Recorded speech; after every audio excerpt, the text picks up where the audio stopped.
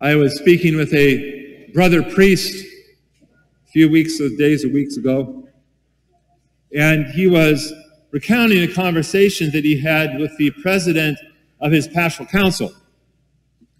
The president made a comment, "Father, I think we need a win." And by that, what he was talking about was the church seemed to be on this losing streak. Just lots of bad news.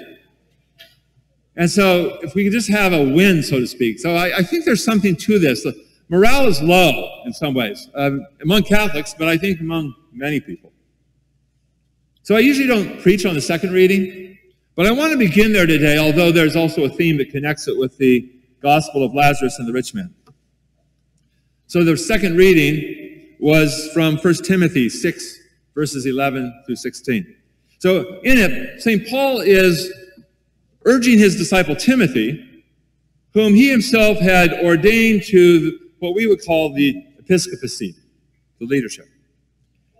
And he's urging him to ignore worldly temptations and fight the good fight for Jesus and his gospel. He's basically giving Timothy a pep talk. So just before the passage that we just heard, Paul says to Timothy, "We brought nothing into the world, just as we shall not be able to take anything out of it. If we have food and clothing, we shall be content with that. Those who want to be rich are falling into temptation and into a trap and into many foolish and harmful desires, which will plunge them into ruin and destruction. For the love of money is the root of all evil." So see, there's a connection here between the gospel of the rich man and hell. This is what Paul's warning about. So instead, Paul wants Timothy to focus on living and spreading the gospel in difficult circumstances. He's talking to, again, a first century Christian in the Roman Empire. So he gives Timothy 3 commands. How is this going to work? He gives him 3 things he has to do. First he says, "You, man of God, avoid all of this." And by that he means that worldly wealth and success and power.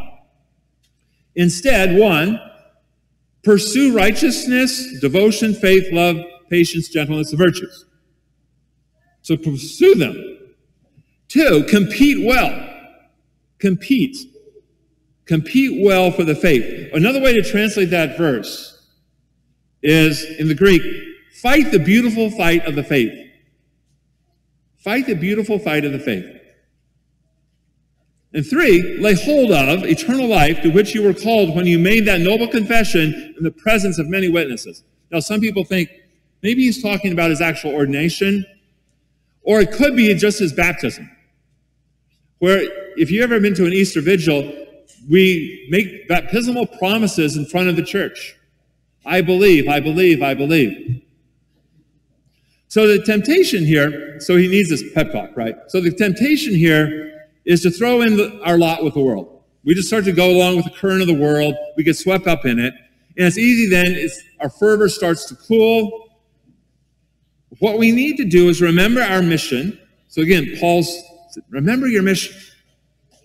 And the call to be faithful against the world, not with it.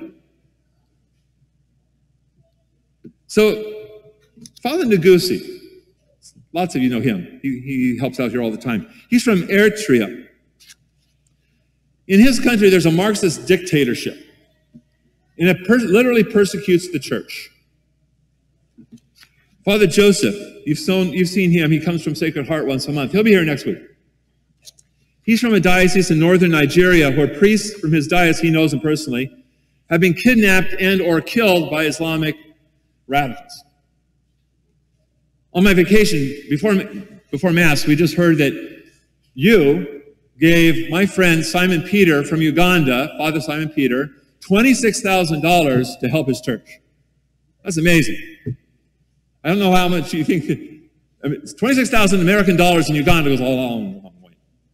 Anyway, I was on vacation with him a couple of weeks ago, and he tells these horrible stories of living conditions in his country and his family, distressing poverty. Here, think of Lazarus. It's that kind of world. I wouldn't want to trade places with any of them. You know, I'm a soft guy. That'd be hard. But this is the thing. They also tell of the faith of their countries. There are many vocations in all three of those countries. Lots of priests. That's why they're here. People walk for hours to get to Mass. And then when they get there, they stay for like 3 or 4 hours. An hour-long homily is normal. So just think of that. I could be speaking here for an hour. And they're perfectly okay. I walk 3 hours, give me my money's worth. I have nothing else to do today. This is it. These priest friends of mine, they do not envy me because while I have it well materially, dressed in purple garments, so to speak, the spiritual condition of our society is a real challenge.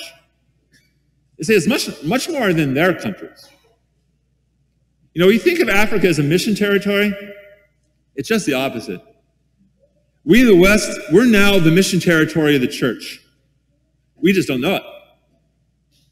I mean, where priests from Africa and Europe and America, we used to go to Africa to bring the faith. Now priests from Africa are coming to America to pay back the favor. Father Ngozi, Joseph, Simon Peter, they're missionaries, and they're missionaries to America. That's how they see themselves. I mean, what does it mean for us to be living in mission territory? Again, I don't think we believe that. I think our temptation is to think, again, like the rich man, I think, we've got it all. We're the powerful, we're the rich. There's nothing wrong with us until we end up where the rich man is. What does it mean to be living in mission territory? It means things are going to be hard. And I don't know if we recognize and can identify, there's like this damper upon faith in our society across the West these days. Hence the morale issue that president of the council was talking about. It's not just about faith, though. We're experiencing a meltdown at all levels of society. Politics, economics, culture, law, as well as religion. This is a time of anxiety, and we don't even know why. So we need to listen to St. Paul today as he gives Timothy this pep talk, because we need one too. So the people in the ancient world, talking about Paul's pep talk, we're sports crazy. Sports is number one for us. And that's the way it was in Paul's world as well. That country, that society was sports crazy. So Paul uses sports analogies regularly in his letters. He does it here with Timothy. It's kind of, again, it's like a halftime pep talk. Hey, Timothy, you're going down, you're losing, so now buck up. Pursue the virtues. We're going to need to fight. It's going to be work. Compete well for our faith. Compete. It is beautiful to do so. Fight the beautiful fight of the faith. The stakes are high. Lay hold of, grab salvation and eternal life. Nobody's going to hand it to us. We have to go out there and get it. Again, a coach to his team. I wouldn't want to face what the Catholics in China or Eritrea or Nigeria face right now. But I would say this, being a Catholic in the American suburbs has its own grave spiritual challenges. In fact, Fathers Joseph and Simon Peter say it's more difficult to stay with the faith here in America than in those places. And they themselves feel it. They start eating sumptuously. They start to dress in purple garments. At least in those countries, the faith is regarded as real and important, even if it's seen as the enemy by the powers that be. They know it's important. It's real. It's the fight. So, question for each one of us. Do you see, you're here at Mass today. Most people aren't. Do you see your attempts to live out your Catholic faith in this environment of the east side suburbs of Seattle in 2022 as being heroic? Because I think sometimes that's just what we do, Father. We just kind of come to Mass. You should see it as heroic. We live in this new historical situation. Ours is the first age in human history that has tried to do life without the divine. Our culture is trying to live without a transcendent power or an eternal horizon to our lives and our stories. And the most powerful figures in our culture attempt to indoctrinate the rest of us into believing there is no God, there's no objective truth. And they're doing this less by means of violence and coercion. In our society, it's not like Eritrea, China, where the police are after them. Instead, it's more like mockery, of the faith, or even more powerfully, pretending it doesn't exist. So in this environment, it takes heroism to grow in holiness, or even to endure. But the problem is, we think of heroism in the faith as being like having your head cut off or something, or starving to death, or being sent to the gulag. But this is a quiet kind of courage. It's not probably going to get written up in too many future martyrologies, because it doesn't sound very exciting, does it? This: Saint X, you, kept going to Mass every day and every week, even though the confusion and the boring times he lived in.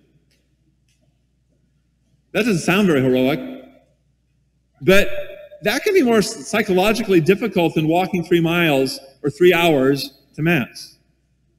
It's not the courage that's needed to die once and for all, but the courage to persevere day after day, year after year, when few others think it's important. That's difficult. So if it seems difficult to you, it's not just you. It is. It's difficult. We're doing something really hard, brand new in church's history. That's what it's like to be a Catholic in the strange missionary territory of the American suburbs. So again, the pep talk is simply keep going. Don't give up. It's only halftime. And if you feel like, well, we're losing, it's only halftime. I actually know how the score ends. We win in the end. So pursue the virtues in the meantime. Compete well for holiness. Grab for eternal life in a society of ours that needs them desperately, but it doesn't value or perhaps even acknowledge that they exist. But we know they do. Fight, pursue, compete, grab hold of it.